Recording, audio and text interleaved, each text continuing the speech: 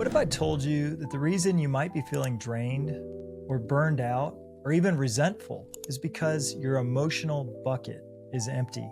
Carol McCloud, author of the best-selling book, Have You Filled a Bucket Today?, has helped millions rediscover how kindness and their emotional tank is the key to happiness. If you're ready to stop feeling burned out and to start feeling full again, hit that subscribe button because we talk about how to be happy this week and every week. Welcome to Good Mood Revolution.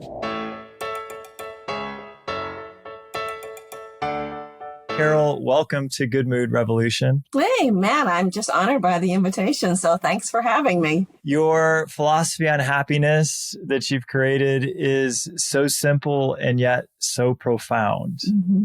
What is the bucket philosophy and why does it matter so much? Well, it matters so much because I don't know a person who doesn't want to be happy or happier than what they are right now. And I believe that once you understand this concept, whoever you are, wherever you are, whatever your age, and you just understand how important it is to keep your bucket filled, because happiness is a full bucket in my language. So you have to know what fills your bucket, have to know what takes away from your bucket, or as I say, dips in your bucket, and you have to know how to protect the happiness in your bucket. And once you can understand that and actually practice it and work on it, digest it a little bit, I truly believe that you will be a happier person because of the practice that you put into it and the easy understanding of a very simple, concrete concept that's very real. So for the person that's listening that doesn't know what this bucket is, could you tell a short story or a little parable about what a bucket is and how we could fill it or not fill it and what it does? Yes. On an adult level, and so far I've only published children's books, although I am working on an adult practice journal right now and an adult book. But on a very simple level, and I learned this, in the 1990s, so we're coming on a few years ago. And the truth is that we all have an invisible bucket. And at an adult level, that is your mental and emotional health. So you can only see the outside of a person. You can't see the inside because you can't really see what they're thinking or they're feeling. You can guess. So your bucket is actually a reservoir inside of you that actually holds all the good things, all the good memories, all the happiness, all the good feelings, the love, the confidence, the joy, the peace. And you want a full bucket to go through life. So we help people understand that really, as an adult, we're responsible for our own buckets. So we have to really take a look. What's filling my bucket? What's dipping it? Do I need to actually put a lid on my bucket so that I don't let outside things come in and steal the happiness that's in my bucket? So if you really just kind of imagine that, it is something that's real, even though you can't see it. And I wish we could, because then we would be a lot nicer to people. And we would take care of our own bucket. But you can do a bucket check and actually say to yourself, how is my bucket today? Is it full? Is it so-so? Or is it a little low today? And what can I do that might fill my bucket a little bit more? Or what am I doing that's not keeping it filled? Because it's naturally, we want our buckets to be full, but you have to know how to fill them in good ways. If you don't know how to fill them in good ways, you'll fill them in unhealthy ways. And we're desperate to have a full bucket. It's like a fish out of water.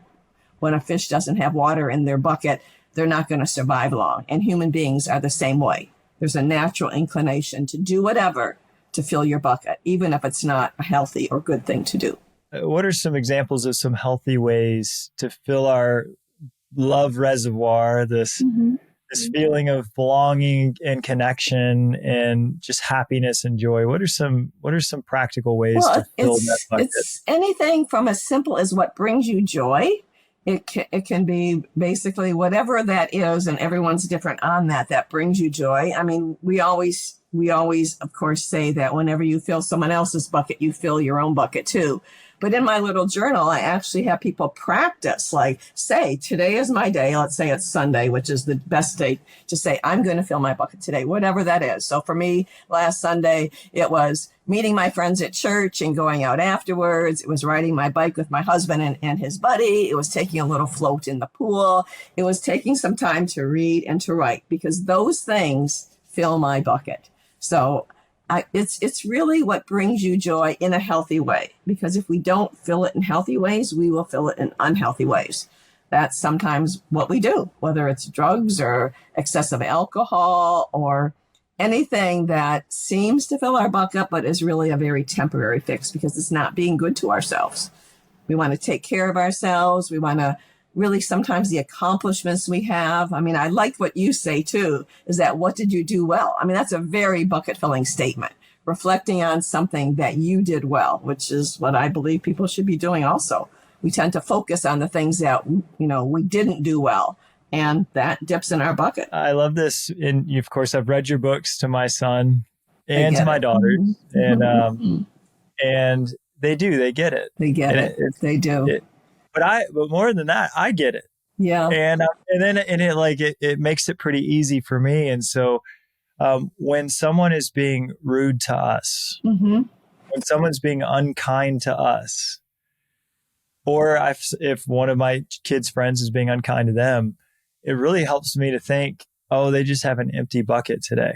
It does help you to say that and to recognize that that really is what it is. When children act out or when adults are rude, their bucket isn't full. Or as an adult, sometimes they've learned some unhealthy habits that they don't even realize that they're being rude, that's just something that we learn because honestly, at times we can live in a very bucket dipping world. And negativity is just as contagious as positivity can be. So if we're around complaining, criticizing people who don't show respect to others, we kind of pick it up like the little flu bug. We just do. And we don't even recognize that we're really dipping in other people's buckets with those behaviors. Why do you think so many people are running on empty buckets? It just seems like a lot of the world, and you watch what people comment on social media, or you watch the news, or you just take a look at what TV shows are the most popular shows. They're all a lot of bucket dipping shows and media and news. And why do you think that's the state of a lot of the world right now?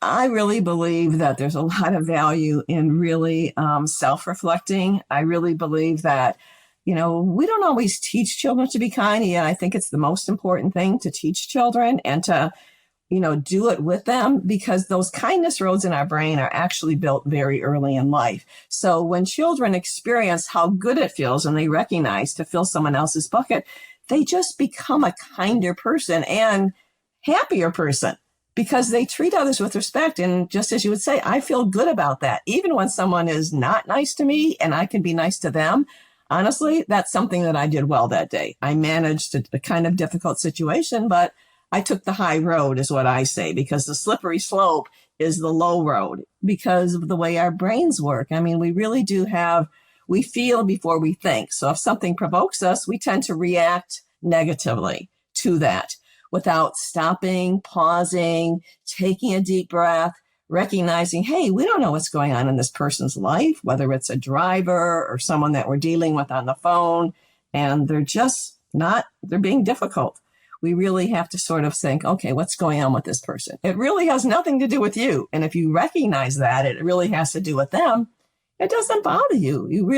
You've surpassed that little trigger that went off in the emotional center of your brain, and you chose to take the high road. And I don't think people realize that you can actually do that. I don't always notice when my bucket's getting empty. When it's getting emptied, you have a feeling around it. Now, you don't always know when it's emptied, but when it's being dumped, it's usually an ouch. It's usually like, uh-oh, you feel a little hurt, angry, provoked in some way, if you pay attention to that feeling. Well, if my bucket is full, just about anything can happen that day. You're right. And it's okay. It doesn't bother you. Right. I can handle it and have fun and have compassion for somebody that's throwing a tantrum, or whether that be an adult or a child. When my bucket is empty, and my bucket will get empty because I'm stretching myself too thin. Tired, hungry, all those kinds of things. Yes. Just in a pressure situation. Yes. Too many things in too little time. And my wife says I'm really good at doing that. putting too many things in too little time. And so she'll say, hey, you should probably simplify some of the things in your life. And so I will, and I'll take her suggestion and I'll simplify something. And then she's like, as soon as you remove one thing, there's this empty space that would be really nice for you. And immediately it gets filled with other things. Yes. So it is. It's interesting that your wife pointed it out, because sometimes we have blind spots and we don't see it in ourselves. So it's really wonderful if somebody who cares about us says, boy, you're working hard. Do you ever take a break? So you actually have to learn how to take care of yourself. You actually do. And when someone points that out and you really take their advice, you say, you know what, I really do need to schedule in a little more things. Or maybe I'm just pressing too hard to do too many things in too short of a period of time. And you're not really taking a look at really what are my values? What's really most important to me? And if you're overdoing it, you're going to empty your bucket. Yeah, and when I have space and when I have margin, then it's much easier for me to have a full bucket. It's when there's too many things to do, or at least it feels like there's too many things to do and there's not enough time to do them. That's when I can find myself with a low bucket. It seems like there's too many things to do, and like it just kind of crept up on me. I didn't feel like my bucket was empty, and yet here I am as I'm cooking the dinner and the kids are fighting and the big kick in the face and my daughter's crying. It was such a big kick that I just wasn't, my bucket was empty. And then what did I do with my empty bucket? I made my son have an empty bucket as well. And then I felt even worse. Like I emptied, my bucket was already empty and then it became more empty because I emptied his bucket. He's crying upstairs. And then I don't know how to fix it. What would you recommend to me in a moment like that? Well, the fix is always an apology. I mean, really, none of us are perfect. And bucket dipping happens in the very best of families. And it seems like you have one of those families. But, our schedules are chaotic. And as much as I'm believing in being reasonable and time blocking and scheduling time for yourself in between all the other things, I mean, it doesn't always work out. The best laid plans don't always happen because things come into upset, especially with a household of 4 children.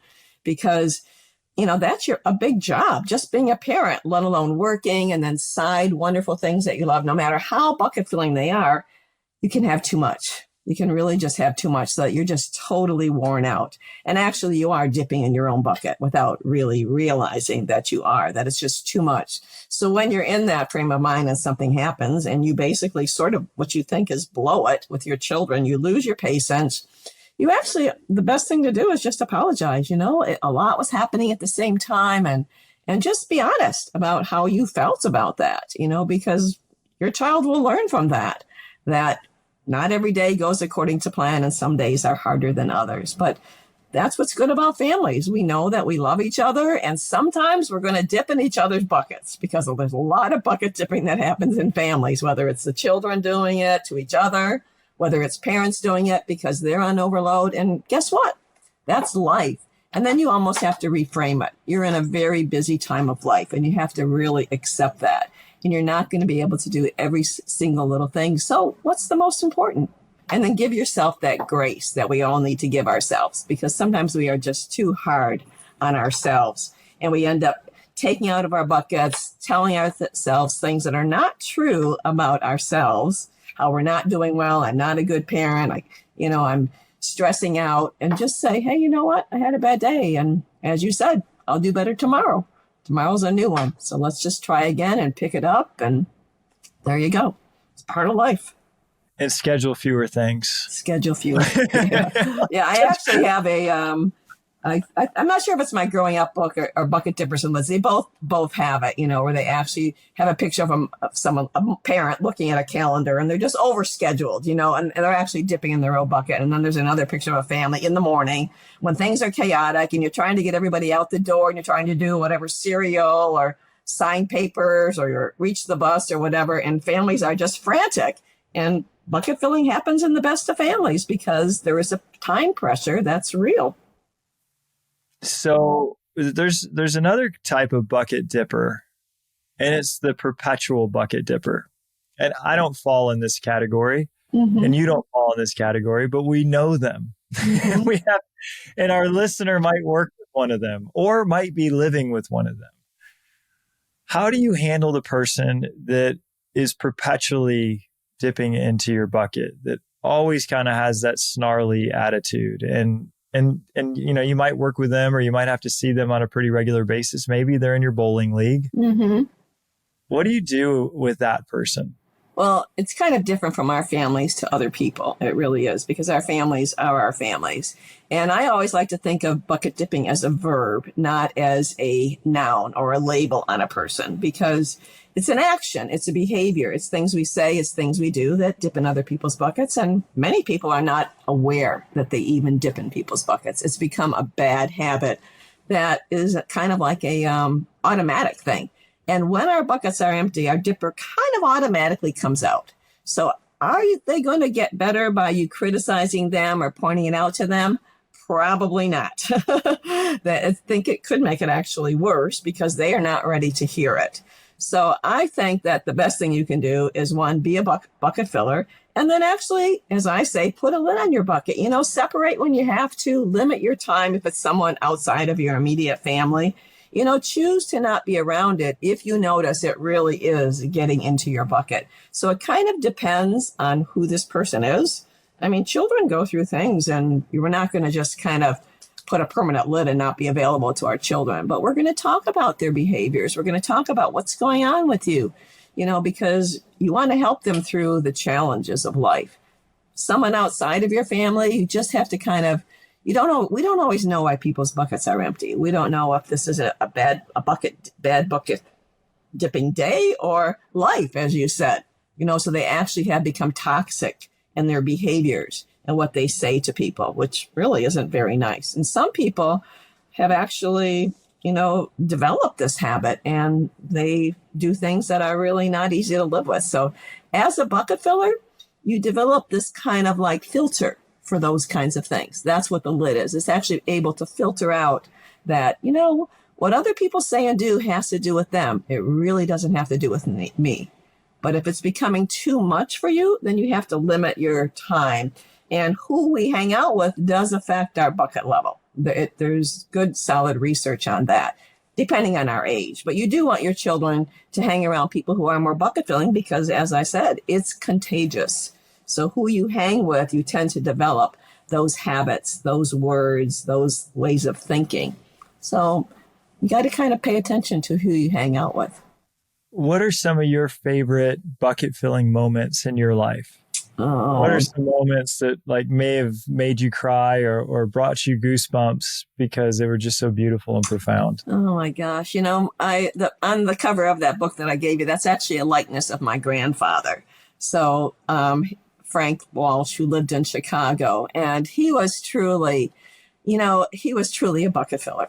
And he used to, I'm from the Detroit area, the suburbs, and we used to visit him at the end of summer and stay for a week. And I'm one of 8 siblings. So, we had a big chaotic house. And so it was always good to spend one-on-one time with my grandfather. And everything I learned about him was about being a bucket filler. And he used to say to us, it's great if you make the team. It's great if you bring home this great report card.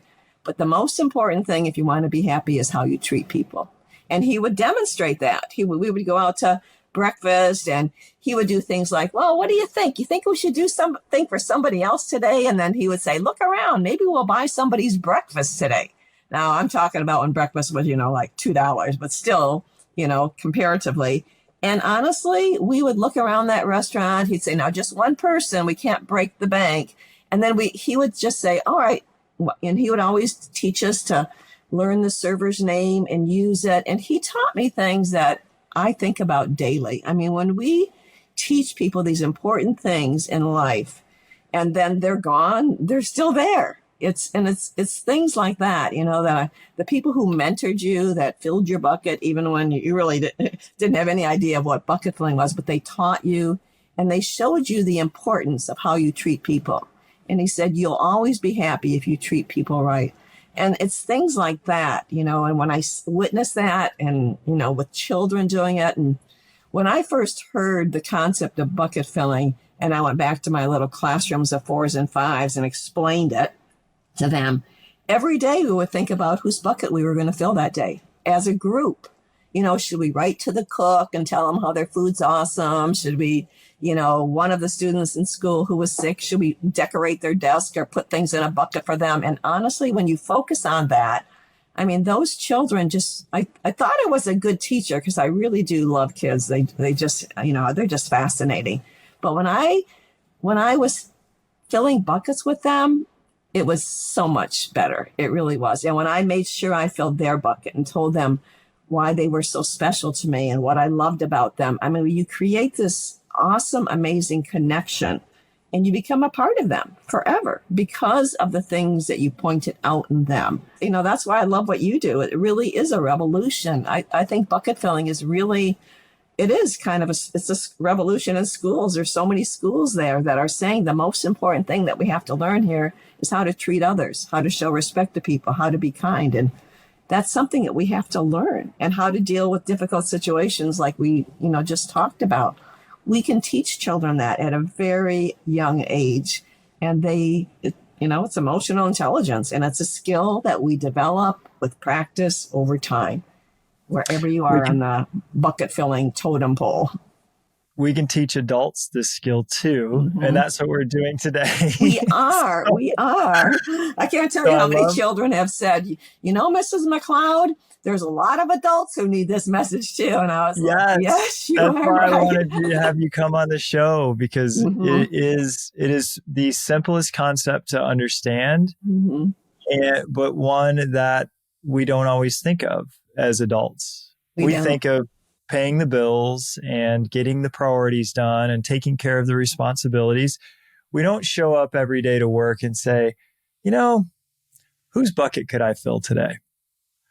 We're not sitting there at the coffee shop looking around at the people at the coffee shop like you and your grandfather did and thinking, who could I surprise and delight in here that I don't even know? Like who? And what's beautiful about the way you teach this is you said, as you fill someone's bucket, your own bucket also gets filled. It does. So you and your grandfather, when you bought someone breakfast, they're thinking, oh my gosh, it's amazing. And you're thinking, oh my gosh, it's amazing. It is. Yeah. And that's what I remembered when I would go back home. What did you do in Chicago? My mother would say, and I would say, oh, we bought this policeman breakfast, and we went to see the lady at the bank and it was her birthday, and all those things were what, created this, overflowing bucket joy for you. And it really is. And you don't have to do it every day. I mean, when we teach about bucket filling, there's everyday things. It's just using people's names, saying thank you. Those don't take anything. And then there's special acts like the breakfast. You don't do that every day, but once in a while, it's a great fun thing to do. And then you can take it up to a higher level, intensive bucket filling. But just being aware and teaching kids and reminding ourselves, it's important to fill your own bucket. I truly believe that's the most important bucket to keep filled. But filling others and being other-centered is what really gives you your happiness. Well, how could we have our listener think about being a bucket filler this week? Well, as I said, so here's my little journal I'm working on, the Bucket Fillers Practice Journal. And I really think that, there's really a couple of rules about if you want to have a full bucket. And the first rule is be a bucket filler. So the second rule is try not to dip in people's buckets, your own and others. And the third is sometimes remember to use your lid for yourself. When you're around people, put your lid on. Your lid just sort of lets you just kind of relax and pay attention, but not be so intensively provoked. So how could you be? I think you actually have to do, just like in the first book says, you actually have to be intentional about it.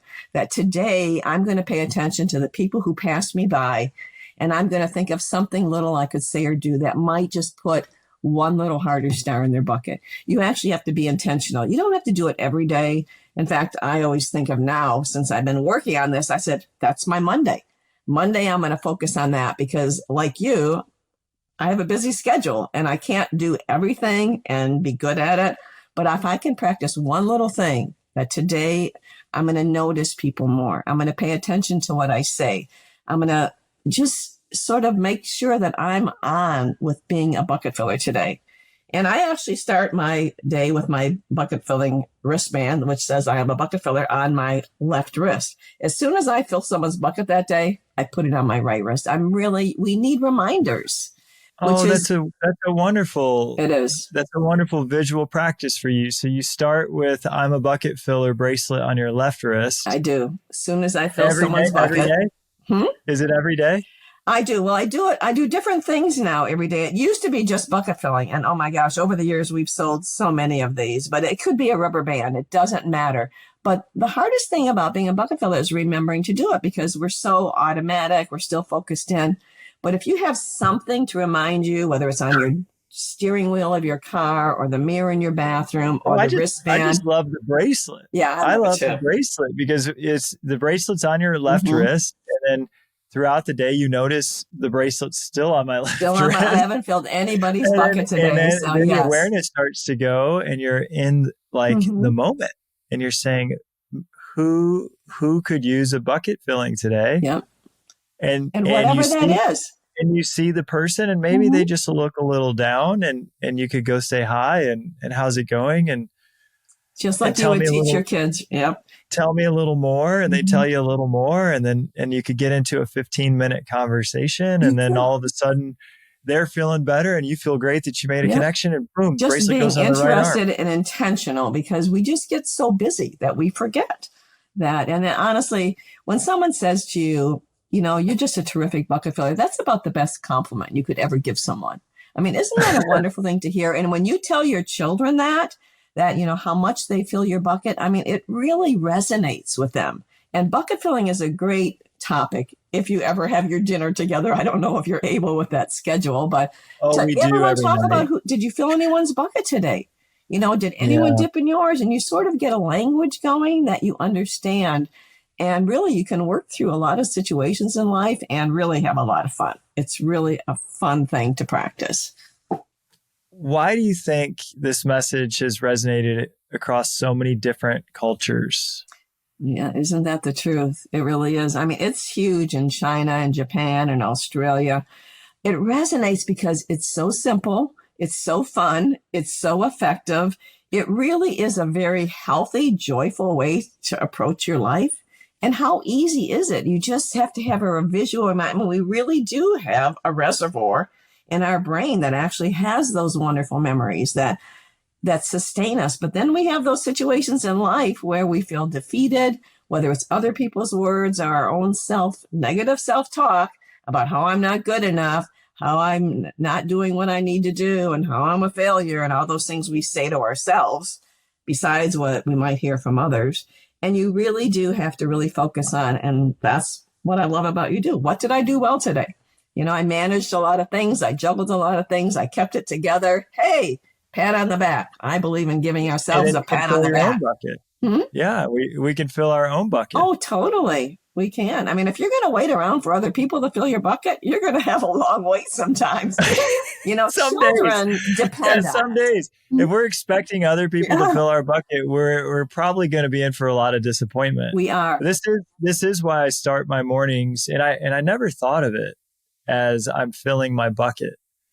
You I are. thought of it as Hmm. happiness rituals, but I think you're right. You You are. know, starting Hmm. the morning, you know, for me it's meditation and it's prayer. And in my Hmm. prayer, I'm saying words of gratitude. I'm thanking God. I'm Mine saying, God, too.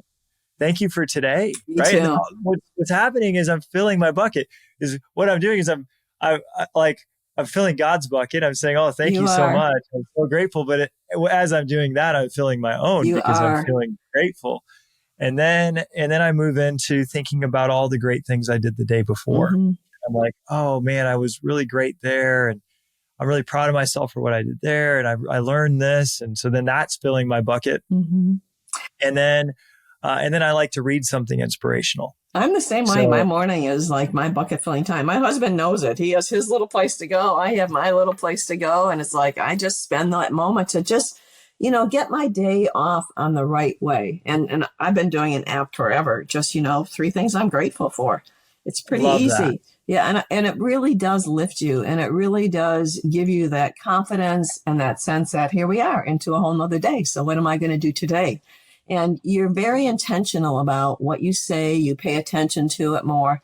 And that's just good self reflection, but without being so hard and really focusing on the things you did good. Because you don't do absolutely everything perfect all the time. No, You really never, don't. You really never. have to Well, be your best friend. I was going to play basketball this morning. I played basketball this morning, but before basketball, I was thinking I may play well or I may not. Mm-hmm. But I set an intention for today.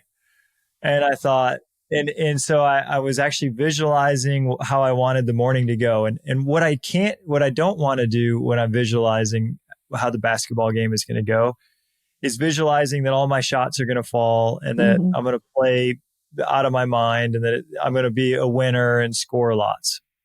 What I do want to visualize, though, is that I'm loving the people I get to play with. That's good. That I'm being a supportive teammate, that I'm actually being supportive of the players on the other team, because I always feel best if I'm encouraging other people on the court, if they're on my team or if they're not, if I'm just connecting with human beings. And then even if I shoot poorly, I don't feel, amazing that I shot poorly, but I feel like I was a good friend and I walk away feeling good. My worst days in the basketball court are I put all this expectation on myself. I'm going to perform. And then if I'm not performing, then I feel really bad. And then if I feel really bad, then I start to press and maybe not be so nice to the people on the other team because I really want to perform and I want to win. So I set that intention this morning and I had the best day. Isn't that the truth? It really is. I love that you do that. And really, how you treat people is what you have control over. You don't have control over whether you shoot and get a basket every single time. You don't have control over that unless you're going to dedicate hours and hours to practicing that. And your life is too full to do that. Even the pros don't matter. It's a game. They can't control that either. They can shoot every single day, and some days you're just off. You just don't have it. You can't control it. No. You can't control how you're going to bowl tonight. And why let it steal your happiness? Isn't that the truth? Why let it? Because you are letting it if you have these too high of expectations of yourself or actually of others. Because unmet expectations cause a lot of unhappiness in life. And we have to really be careful that we're not doing that to ourselves and to others. We have to kind of put it in perspective. And as we wrap up, I wanted you to if you could just give a few words of wisdom to our listener today, what would you tell them? Yeah, I'm going to say of all the choices you have in life, or the things, if you really want to have a meaningful, purposeful life, I would say just make this intention that from this day forward, you're going to try to be a bucket filler, that you're just going to try to treat every single person that you meet with respect. That one simple thing will turn the table for you. I mean, be aware of when your bucket is empty and what can you possibly do to get it filled. I mean, what can you do? What's within your control? What can't you control? But as you do that, no matter what's going on circumstances wise, it doesn't matter. It's going to come back to you and come back to you and come back to you, because it always does come back when you're a bucket filler, that you feel good when you help others feel good, and it fills your bucket when you fill others. So try it. You might not think that it's going to work, because I've had disbelievers, but I've had many people say to me, I didn't realize how easy it really is. If you just go about that day, you go to bed at night and you feel good about yourself, and you wake up that next morning and you know what, I did a pretty good day today. I paid attention to others. I was a good friend, human being, and hey, now I have another day to do it. And isn't that why we're here? To make it a little bit better world. I love it. Carol, I'm such a big fan of yours. I'm a big fan of yours too, Matt. My favorite brother is a Matt too, so I'll have to tell him I talked to you. So, it's just been an absolute pleasure. How could people get connected with you or get, for me, I want one of your bracelets. So how do I get a bracelet? How do we get your products? I don't sell these anymore, but I still have some left over. So send me your address and I will send some to you. My little green ones are almost gone, but I've used this for, honestly, almost 20 years ago. I wrote that first book and it works. It truly does. So, and people can find our website. It's Bucket Fillers 101, like a collegeclass.com. And I have lots of things there written for kids, and we're working on the adult website right now, but it's not going to be out there for a while. So I'm trying to be realistic with how much I accomplish, Matt, because like you, we can push ourselves too much. And I have to pay attention to that. I have to really make sure that I don't do that to myself, that be a good boss and give yourself a little time off once in a while. And I love it. Take advantage of that. So So thank you for the opportunity. Hello, friends, new friends. So reach out to me. My information's on the website. I'm happy to talk to people at any time. So my email address is there, and I think the phone number also. So happy to talk to like-minded people at any time. So thank you for the opportunity. Carol. What a powerful reminder that the smallest acts of kindness can have the biggest impact on your own happiness. Here are my top 5 takeaways from today's episode. 1, everyone has an invisible bucket. That's a metaphor for your emotional and mental well-being. Every single interaction either fills or dips from your bucket, whether you realize it or not. 2, bucket filling is a choice. We fill others' buckets by being kind, respectful, and encouraging. The beautiful twist, when we fill someone's bucket, our bucket fills too. 3, bucket dipping drains everyone. Criticism, gossip, meanness, it doesn't just hurt others. It hurts us the most when we do it. Become aware of your own dipping habits and start your own healing. Number 4, kids need this message early. Teaching empathy and kindness sets the emotional tone for a child's whole life. And it's never too late to learn, even if you're a grown-up. Number 5, adults need bucket wisdom just as much as the kids. Burnout, resentment, and disconnections are signs you might have an empty bucket, but you always have the power to refill it with gratitude, kindness, and healthy boundaries. So, are you more of a bucket filler or a bucket dipper lately? Just drop a quick comment and be honest in the comments below. Type in filler or dipper. And if you just love filling people's buckets and feeling your happiest, be sure to hit that subscribe because we talk about this stuff every single week. We'll see you next week on Good Mood Revolution.